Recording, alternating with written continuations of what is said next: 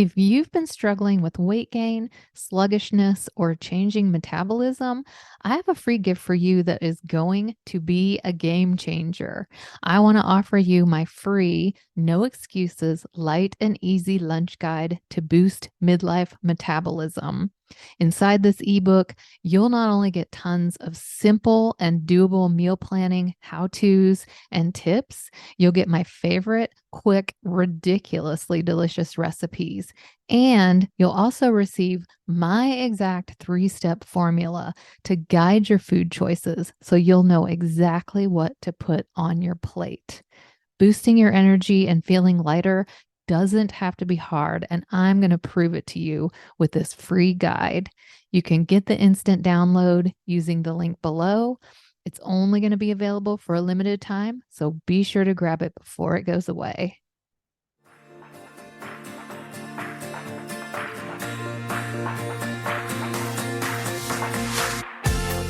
Welcome to Boss Body, the podcast where successful women learn how to lose weight and get healthy in a way they can live forever. If you're successful in so many areas of your life, but can't seem to give yourself the same care and compassion you show everyone else, you're in the right place. I'm your host, Sarah Haas, women's weight loss and body love coach, and I'm here to help you create the light, joyful, energetic life you deserve. Hello, everybody. This is Sarah Haas, and you're listening to the Boss Body Podcast.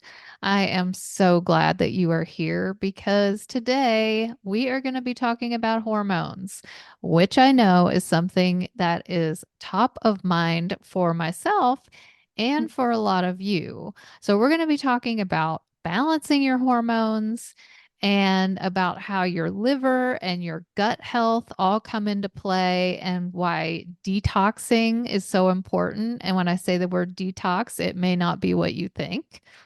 My guest today is Thalia Pellegrini. Thalia is a registered nutritional therapist. She's also a graduate of Cambridge University and a former broadcast journalist for the BBC. Thalia, it is wonderful to have you today. Thank you so much. Thank you for having me. From all the way across the pond. Yes, indeed. So, Thalia, hormones, right?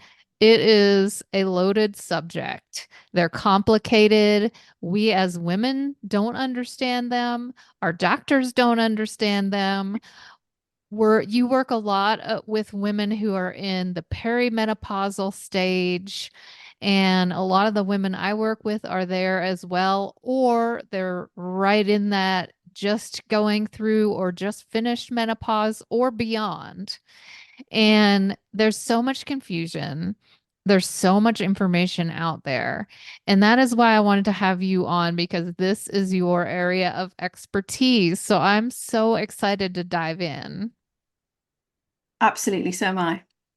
So I mentioned at the top of the show that gut health and liver health all play into this crazy storm of hormones, if you Yeah. will, that we Yeah. have going on.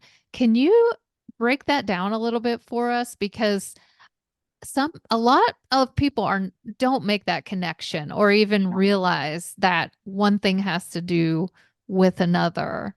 Yeah. And maybe talk about just what's going on with our hormones during perimenopause and Yeah. menopause. So I always talk about perimenopause as the journey and menopause is the destination. So menopause is defined as 12 consecutive months without a menstrual cycle, without a bleed, at which point you are postmenopausal. So actually, menopause is just one day. Once you've gone those 12 months, you're postmenopausal, you're out through the other side. Now that journey can take anything from 4 years to, I think the last stats I read was 13 years, but I'd say the average could be 10 years quite easily. So you could be in your late 30s and be perimenopausal. You could be postnatal and be perimenopausal. So I like to think of hormones as these incredible things. I feel like they're our superpower as women. They give us our curves, they give us our confidence, they give us our, our lovely skin, all of these wonderful things. They make us, they can chill us out, they can make us angry, all of these incredibly powerful emotions that are connected to our hormones, which I think are kind of amazing. In perimenopause, depending on what stage of perimenopause you're at, your hormones are going to be fluctuating. So I think everyone imagines that your hormones just kind of dip slower, slower, slower until they kind of stop. But actually, that's not entirely true. Actually, our progesterone, which I like to think of as our chill out hormone, that dips slowly over time. But our estrogen is a little bit more up and down, which is totally appropriate for estrogen, because estrogen is our diva hormone. So I like to think of them as best friends, and one is kind of the chill out girl, and she's like, let's stay home, and estrogen's no, let's go out and party. So a lot of the problems that we experience are in that discrepancy of what's happening with our hormones, whether our estrogen is elevated or our estrogen actually is not elevated, but our progesterone has dropped. So it's in those fluctuations, which are less predictable than when we're having our menstrual cycle, that we experience symptoms. And they can be neurological, they can be the hot flushes, they can be migraines, but they can be much more, I think, insidious. So when women say to me, I don't know if I'm in perimenopause, I just don't feel like myself. My confidence has changed.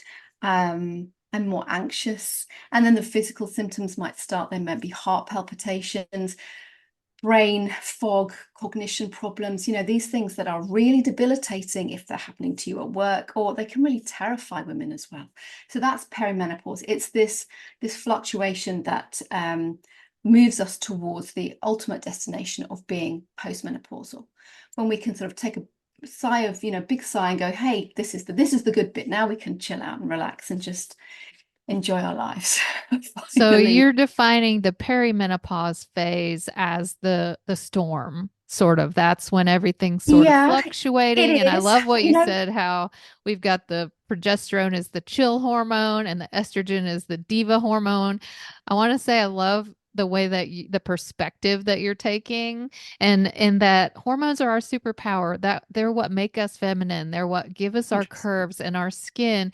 Because a lot of times I think we tend to think, oh, hormones are such a pain. We have to have a period. We have to go through menopause. We have to have hot flashes. We have to have PMS, and all Yeah. those negatives. So I like that you're pointing out that, hey, you know what? Hormones are a good thing, because perimenopause and menopause is a natural, Yeah. wonderful part of life. Yes, it's difficult to manage, Yeah. can be, but that's why you're here. That's why you do what you do. Yeah, and I try very hard. One of the messages that I try to, put out to the world is that if you're experiencing the misery that a lot of women associate with the menstrual cycle, the pain, the mood shifts, the general anxiety that might come the last week for the sleep disturbance, the tiredness, all those signs are of imbalance. Imbalance is a very catch-all term. I don't love the term imbalance, but it works to just describe that there is an opposing side of that. And what a balanced menstrual cycle looks like is you don't get PMS, you don't have any pain.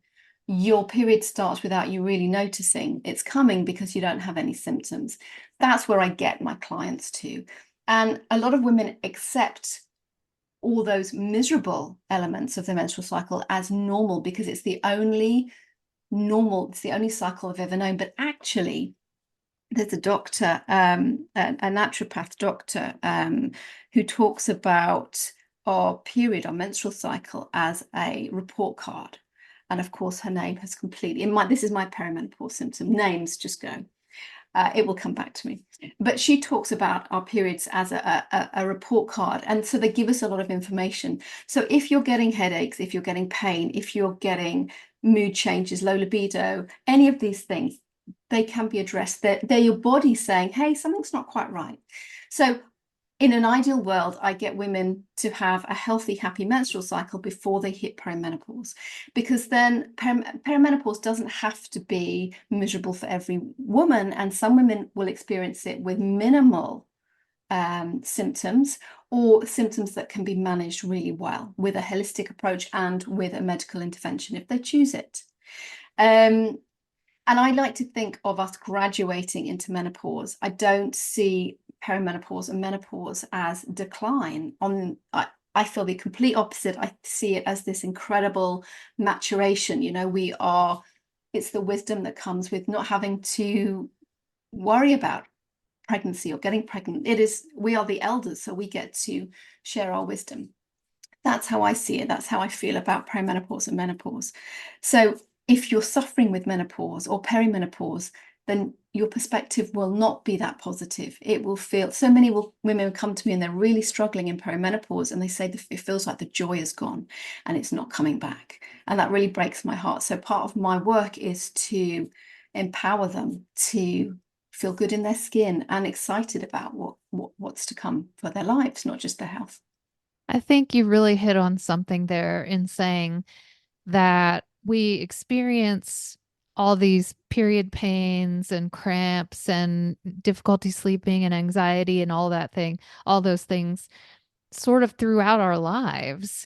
And we're pretty much told by the medical profession that, oh, that's normal. This is just what comes with your period. And so we just accept it as, oh, well, that's my lot in life as being a woman.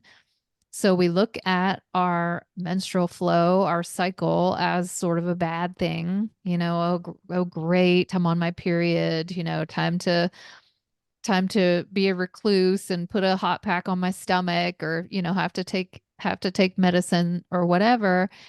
And then what happens, which I think is what you're saying, is if you have all these imbalances throughout the years of having your period, then when you go into perimenopause, things are still out of whack and it's going to show up in these symptoms. Yeah, But if you exactly. can head that off and get your body into balance, your hormones will be more in balance. Is that correct?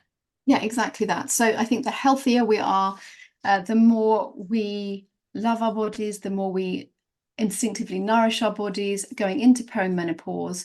I think if that's your mindset, you're more likely to be willing to or open to holistically um, investigate how to manage your perimenopause. Rather than feel that the only solution is to medicate. And to be clear, I have no problem with HRT, but I always think get your holistic house in order first before you feel that you want to explore that. And then if you're in a good place going into perimenopause, then I do believe the chances are your transition into menopause will be a little less stormy, which is a great word that you used. So tell me about, what does that look like? What do you need to do for your body Yeah, in order to get your house back in order, to get yeah. things to settle down, to get that storm to calm? I think the first thing is to pay attention to what your body is telling us. It sends us flares every day. It's saying, I'm thirsty, I'm hungry, I'm inflamed, I'm tired, I'm stressed. And I think what we're amazing at as women is pushing through and getting through that to-do list we have that never ends and putting everyone else first.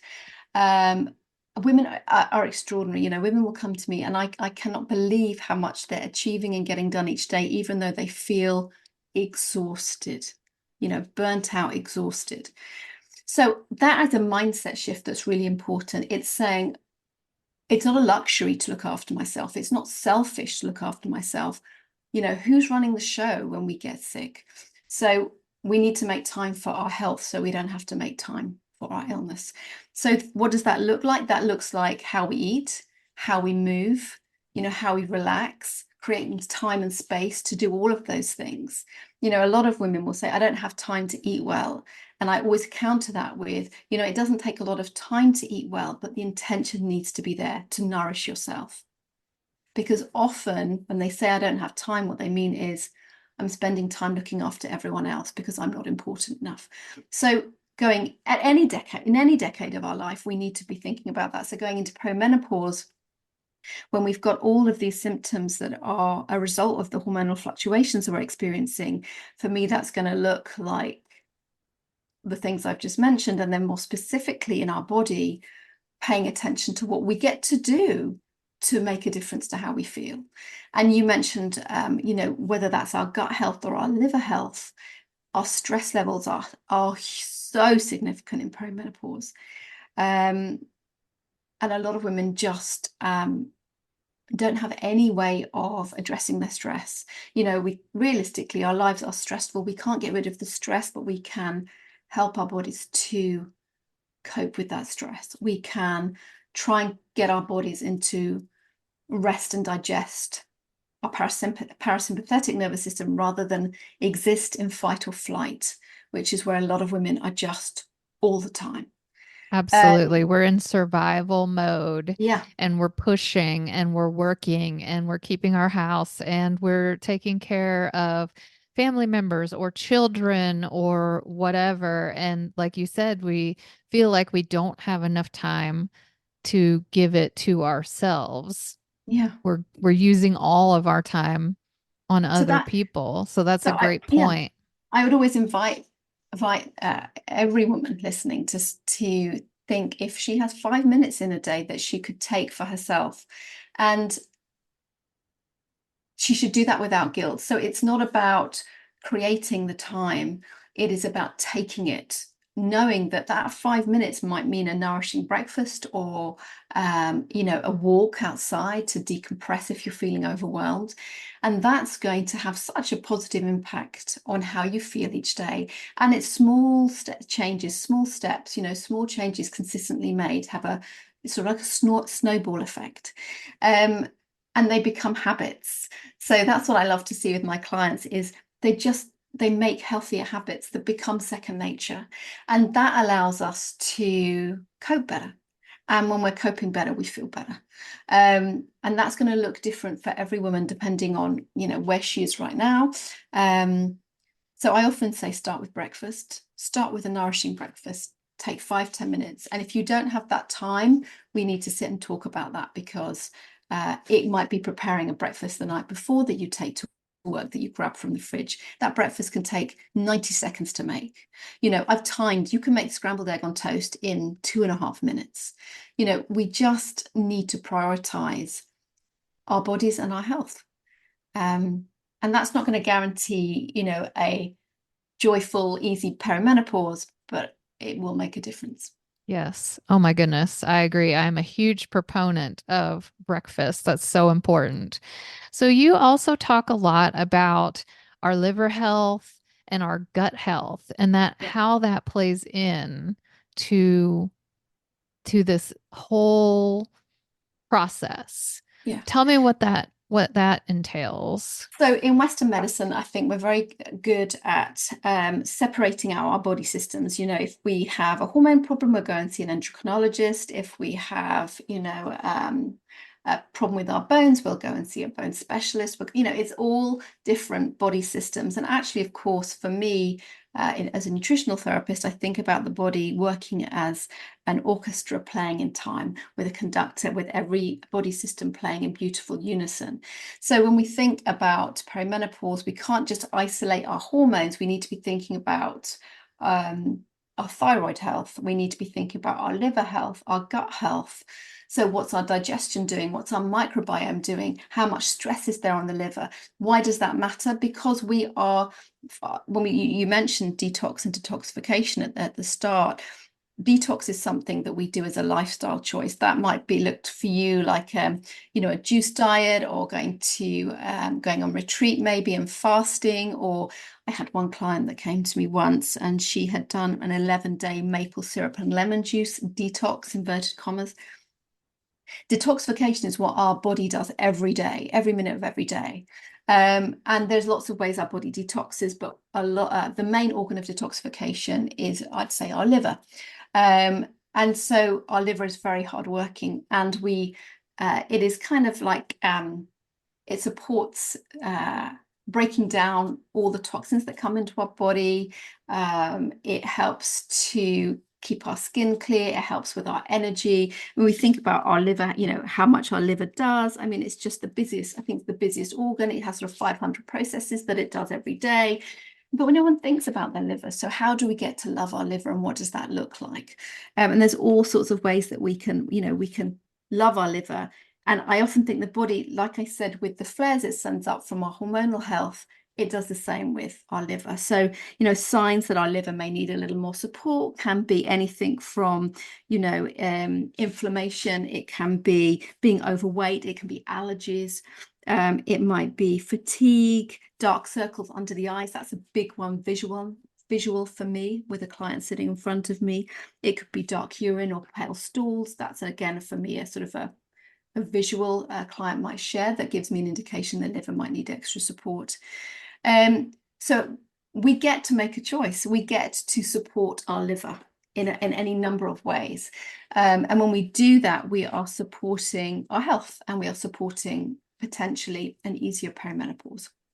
And when we think about what burdens our liver, we can think specifically of the body burden, what burdens our liver. And it's not just the food we eat, it can be the things we put on our skin, it can be what's in our bathroom, what do we wash with, what do we shower with, our beauty products. It can be what we cook in, what we store our food in. It can be the air quality in our homes.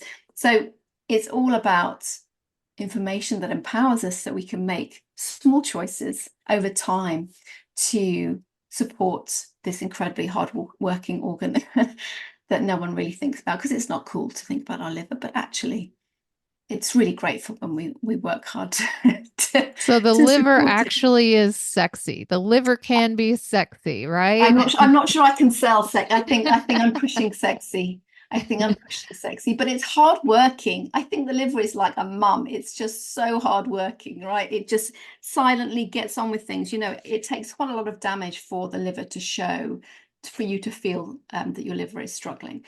It's just a hard working organ. But we get to support it, and we get to think about what we eat, what we choose not to eat. And all of the other things I mentioned, which can all just make our sort of liver health better. Yeah, because I think when you hear the word detox, like you Yeah, said, people think that 100%. means, oh, you've got to do a 3-day juice fast, or you have to Yeah, go to this, retreat where you're fasting or doing whatever.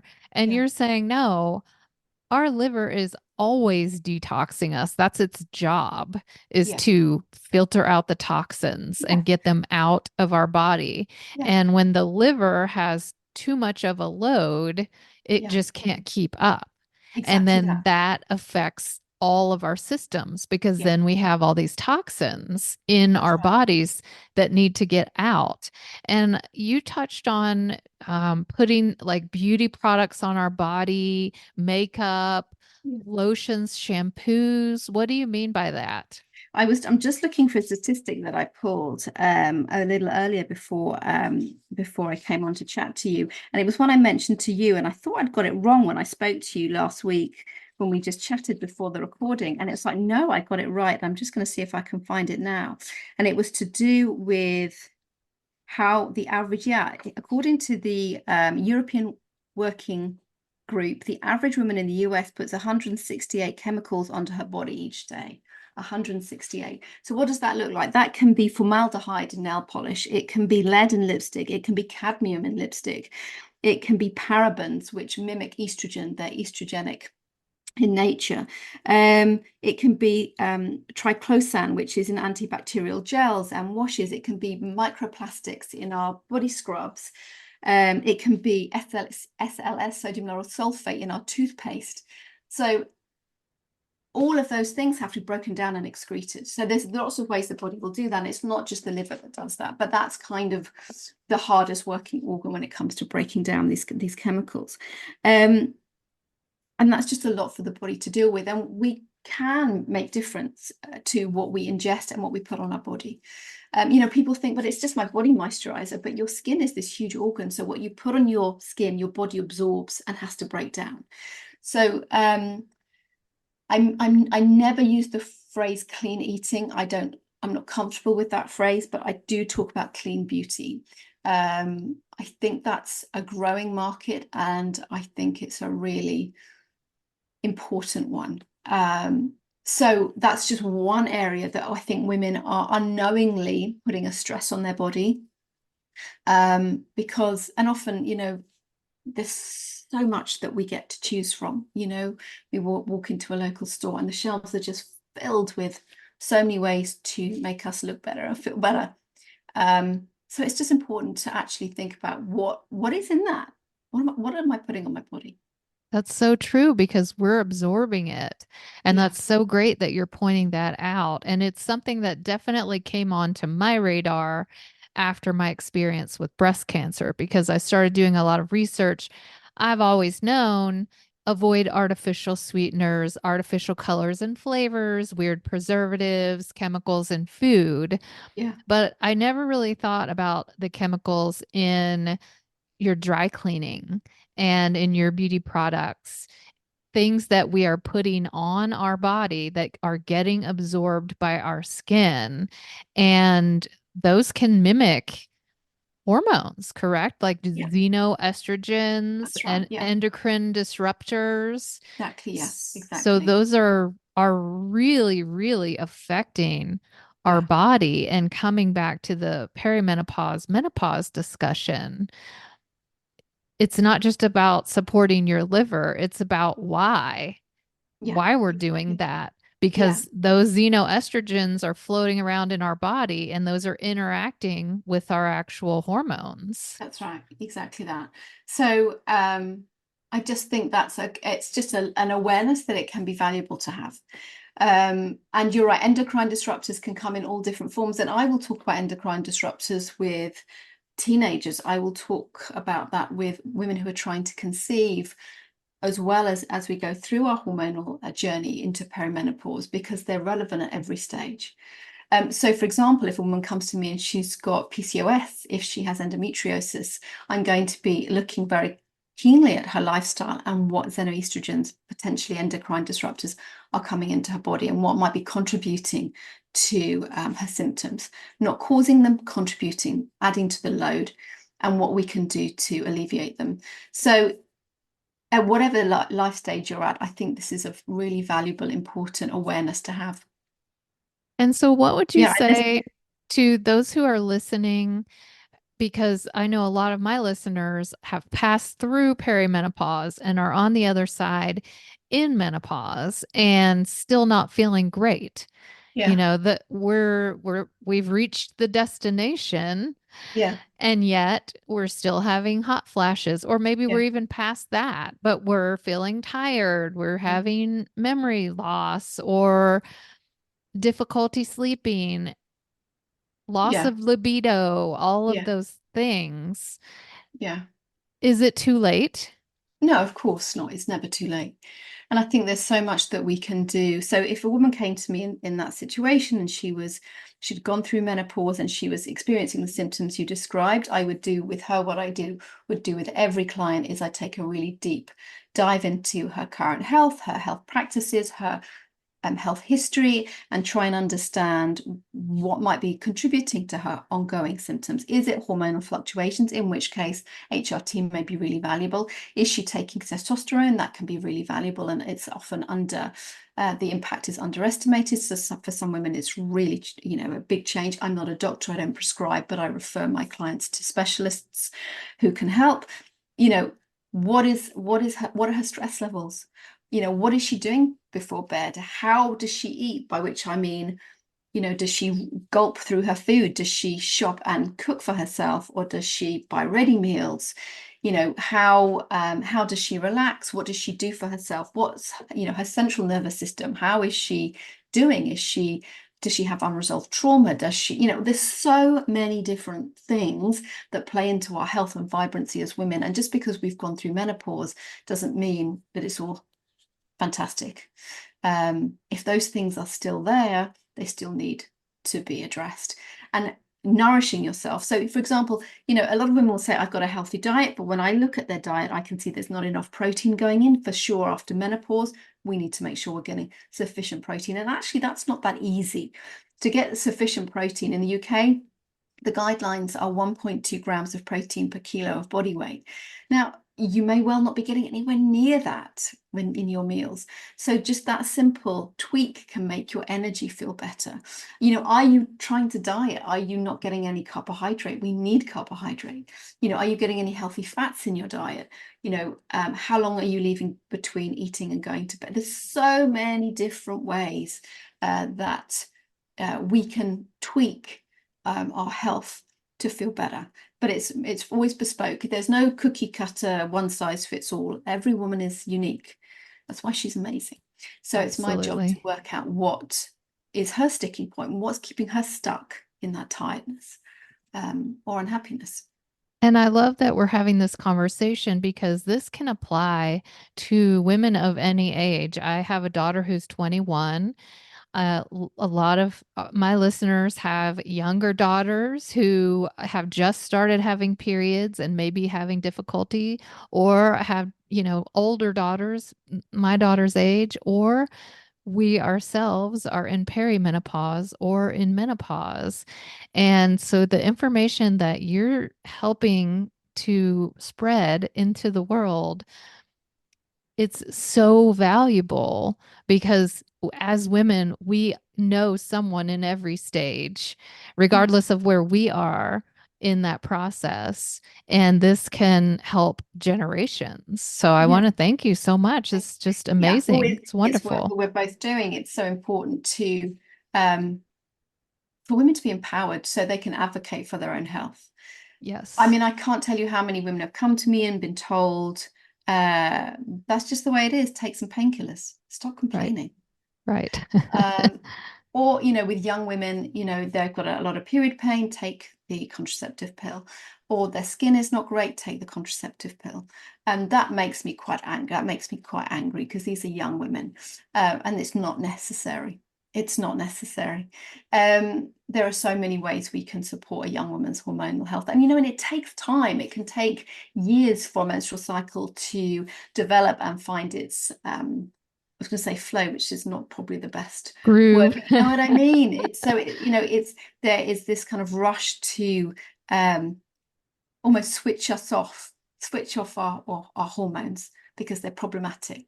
Let's just Right. let's just tape over the cracks and move Put a on. band-aid on it and Exactly move that. along. Yeah, there's Yeah, there's not enough attention being paid to it. yeah, There's not enough education in the medical profession. And so I love that we're having this conversation because it can help women start advocating for themselves. yeah, And we have to start asking for what we need yeah, so that things will change. And it's really great that you are letting women know that, hey, you don't have to just go to the doctor and be told, well, this is just normal. It's what you're going to have to deal with. Or, well, here we have this birth control pill or whatever that can fix it, or a hysterectomy or whatever it is. So I love that you're putting out there information that we really can grab onto because it's empowering, because yeah, we do have a lot of power yeah, over our health. And I loved what you said at the very beginning is your body is always sending out messages. There's these red flags. There's this check engine light, is what I call it. yeah, So if you're feeling symptoms that are uncomfortable, there's probably some kind of imbalance going yeah, on. And if it's a hormonal imbalance, you've got to get to the root of it and start healing yeah. from there. So I Exhausted may be your understand. new normal, but it shouldn't be. I think that's so Right. important for women to hear. There's tiredness at the end of the day where we've had a busy day and we want to collapse on the sofa and just watch trashy TV. That's a different tiredness to waking up exhausted and really not knowing how you're going to get through the day. There's exhaustion that affects your quality of life, that affects how you mother, that affects your relationships. That's not okay. That doesn't need to be your normal. And I really want women Absolutely. to hear that because there's a reason and we can get to the bottom of it. But I think women are so good at just pushing on through. And that breaks my heart because I see it too much in my clinic. And then, Yes. you work with a woman for 3 to 6 months and she is transformed and you want them to stand on rooftops and say, this can get better. Um, so Sorry, I interrupted you, but yeah, I really want any woman listening who feels exhausted all the time, and if she's not getting the answers she needs from her doctor, there is support elsewhere. Seek it out. Absolutely. Yeah. Yes. Thank you so much. And you mentioned earlier about breakfast and how important that is. And so I want to let people know that you have a free collection of breakfast recipes. I think you call it Fantastic in Five because, Yes. and that's awesome because a lot of us are in a hurry. You know, we have to get out the door in the morning. We have kids or we're headed to our job or whatever. And we feel like we don't have time, but we need that breakfast. So if people want to find you and grab that guide, tell us where we can find you online. So I'm thaliapellegrini.com is my website, and I'm Thalia Pellegrini _nutrition on Instagram. If anyone wants to reach out to me, I work with clients in North America, Europe, and around the world. So you can just get in touch. You can email me. I offer a free discovery call to any woman who wants to explore nutritional therapy. She's not sure. Maybe this is right for her. Maybe it isn't. And that 5 minutes, that breakfast, it doesn't have to be at 7 in the morning or 8 in the morning. Whenever you choose to break your fast, just make that first meal of the day a nourishing meal. It doesn't matter what time of day it is. Some women are, experimenting with fasting and are really comfortable with that. So it's just about starting the day with a nourishing meal at whatever time is so important. Perfect. Absolutely. And I'm going to be sure to put all Thalia's links in the show notes below so that you can grab her free guide and get in touch with her. Thalia, I want to thank you so much for being on today. It's been a wonderful It's gone conversation. so fast. I feel like I could talk to you for hours. I know, I know. It's just such a juicy subject. So I'll have to make sure to have you on again another time. But I want to thank you for being here today. And I want to thank all of you out there for listening. We appreciate you being here always. And until next time, I will see you then. Thank you so much for being here. I'm honored that you've chosen to spend your time with me and allowed me to be part of your journey. If you like what you're hearing, remember to subscribe to the podcast and share it with anyone you think would benefit. I'll see you soon.